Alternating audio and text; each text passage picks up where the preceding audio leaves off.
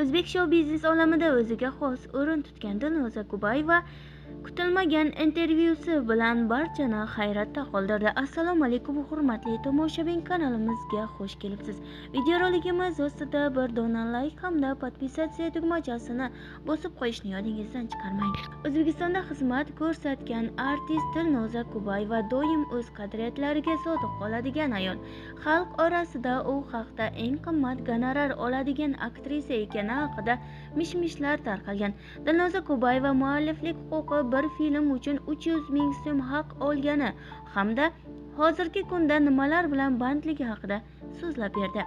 Kamnoma bo'lish qalbimning amri, men unga quloq solaman. Ba'zan Instagramdagi 300 mingdan ziyod oilamning e'tibor markazida bo'lgim kelsa, ba'zan esa butunlay yo'q bo'lib qolaman.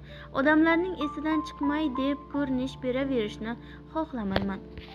Nimadir aytadigan gapim, ijodiy namunamni ulashgim kelsa qo'yib beraman.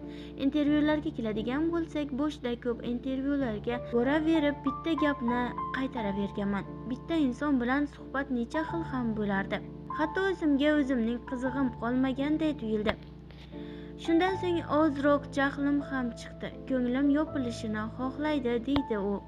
Eng qimmat gonorar oladigan aktrisa suxandon ekanligi haqida gaplar yuradi. Gonorar masalasiga ham ozgina to'xtalaylik. Davlat buyurtmasi asosidagi filmlarda baholi qudrat to'lashadi, lekin men bilan shunday xunuk holat ham yuz berdi.